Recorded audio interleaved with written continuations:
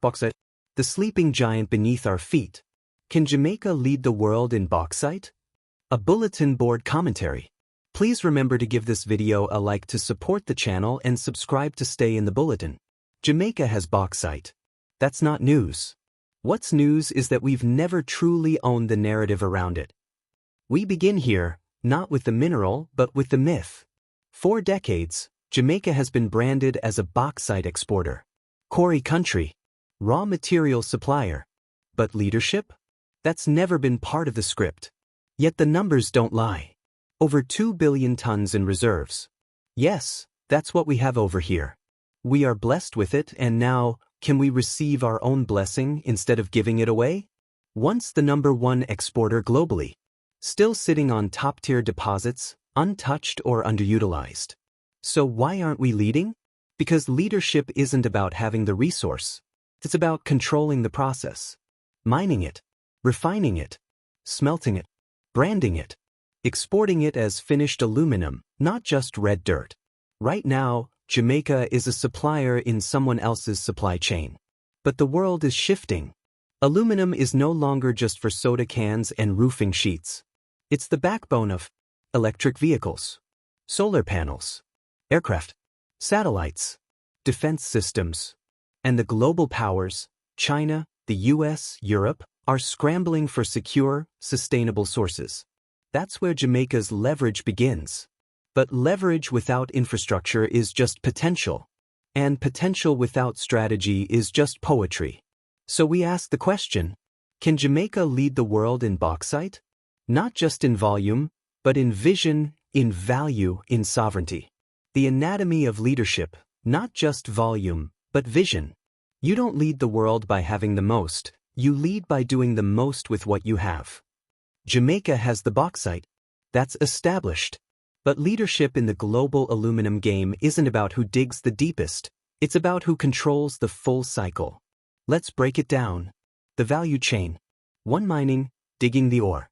2. Refining, converting bauxite to alumina. 3. Smelting, turning alumina into aluminum. 4. Manufacturing, producing goods, sheets, rods, parts. 5. Exporting, selling finished products, not raw dirt.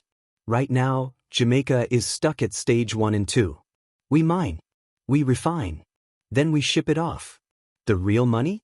The real power? That's in stage 3 and beyond. Compare that to Norway. Doesn't just extract oil, it refines, exports, and reinvests in its people. Botswana took control of its diamond industry, built cutting centers, and now exports finished stones. Chile moved from copper mining to battery-grade lithium production. So why not Jamaica? We're positioned perfectly, close to US and Latin American markets. Diaspora engineers ready to return. Global demand for aluminum rising. But leadership requires infrastructure, energy, and policy. It requires a government that sees beyond quarry contracts and into industrial sovereignty. This isn't just about bauxite, it's about breaking the colonial script. Moving from raw supplier to refined strategist. So again we ask, can Jamaica lead the world in bauxite? Only if we stop playing middleman and start building the full machine. Energy, the bottleneck and the breakthrough. You can't smelt aluminum with vibes. You need power. Real power. This is where the dream meets the grid. Because bauxite alone doesn't build an empire, energy does. And aluminum smelting? It's one of the most energy-hungry processes on Earth. Let's get forensic. To smelt 1 ton of aluminum, you need 13 to 15 megawatt-hours of electricity. That's more than what some Jamaican towns use in a week. Our current grid? Not even close. Aging infrastructure. High cost. Occasional outages. So what's the move? The bottleneck. Right now, Jamaica's energy mix is LNG, liquefied natural gas, cleaner than oil, but still imported. Solar and wind, growing but small scale. Hydro, limited by geography. Grid losses, still high due to outdated transmission lines. We're not ready to power a smelter. Not yet. But here's the pivot. LNG expansion is already underway. New terminals, better pricing. Solar farms are scaling. With diaspora investment, they could triple in 3 years. Modular nuclear reactors, Yes, Jamaica is quietly exploring this. Small, safe, and perfect for industrial zones. Battery storage, to stabilize the grid and store excess renewable energy. If Jamaica commits to a 5-year energy upgrade, it could power a smelter, attract green aluminum contracts, brand itself as the Caribbean's clean metal hub. And here's the kicker. Green aluminum sells at a premium. Europe, the US, and even China are paying more for aluminum made with renewables. So the energy bottleneck isn't a dead end, it's a doorway. But only if we walk through it with strategy, not slogans. Now, let's look at the China equation. Is it partner or puppeteer? Every empire comes with contracts.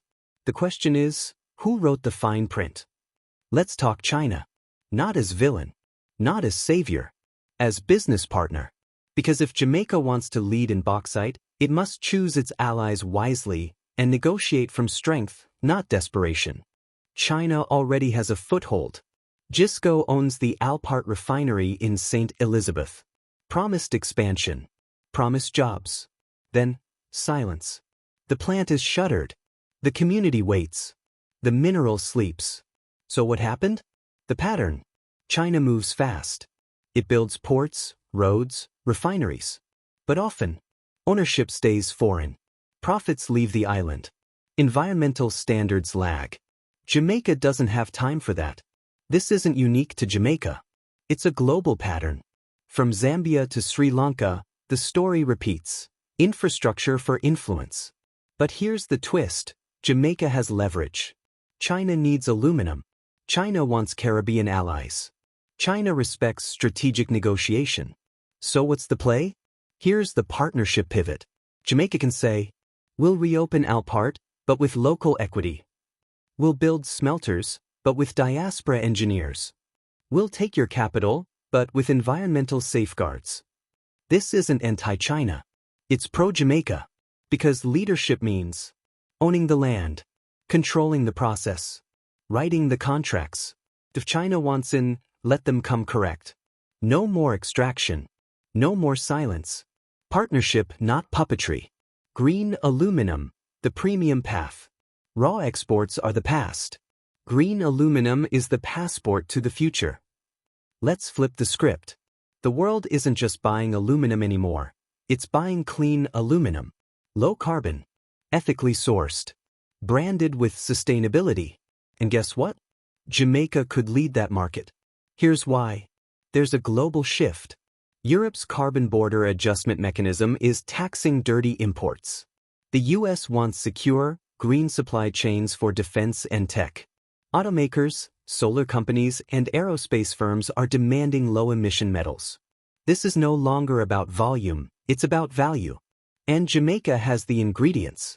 Sunlight for solar energy. Wind corridors for turbines. Diaspora engineers ready to build smart grids. Strategic location near major markets. The premium. Green aluminum sells for 15 to 30% more than conventional metal.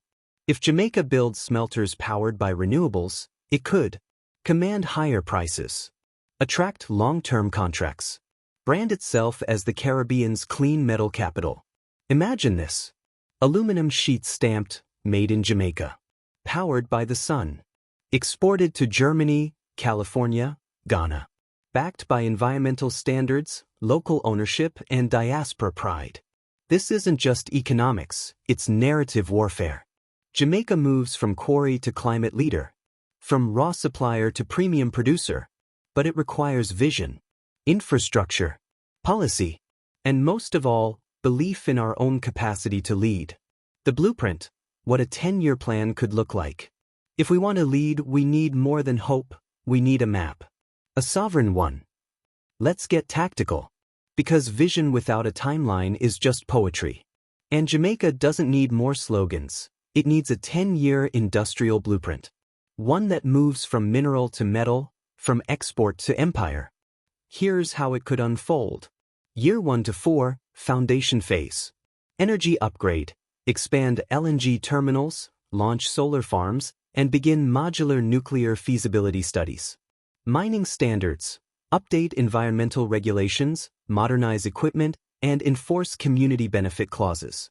Diaspora engagement, recruit engineers, planners, and investors from Toronto, London, New York. Years 4 to 6, infrastructure phase. Smelter construction, build Jamaica's first aluminum smelter powered by renewables. Tech transfer, partner with China, Europe, or Brazil, but demand local training and co-ownership. Export contracts, negotiate long-term deals with green aluminum buyers, EV makers, solar firms, aerospace. Years 7 to 10, sovereignty phase. Manufacturing expansion, produce aluminum sheets, rods, and components locally. Branding and certification, launch Green Jamaican Aluminum label, backed by environmental audits. Regional leadership, export to CARICOM, Africa, and Latin America. Host aluminum summits. Set the tone.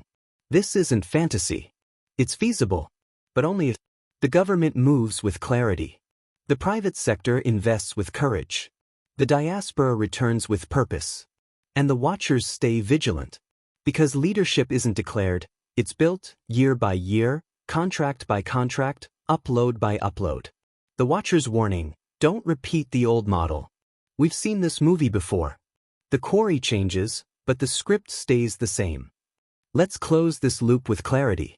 Because if Jamaica is serious about leading the world in bauxite, it must do more than build infrastructure. It must rewrite the contract. Not just the legal one, the spiritual one, the ancestral one.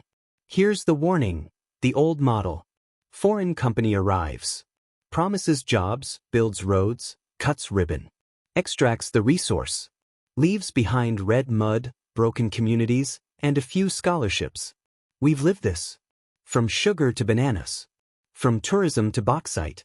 Extraction without transformation. Partnership without power. So what must change? The terms. Local ownership, not just labor, equity. Environmental justice, red mud must be managed, not buried. Community contracts, every parish touched by bauxite must benefit directly. Diaspora return, engineers, lawyers, strategists, bring them home. Narrative control, Jamaica must tell its own story, not just sell its soil. Because leadership isn't just about aluminum, it's about agency.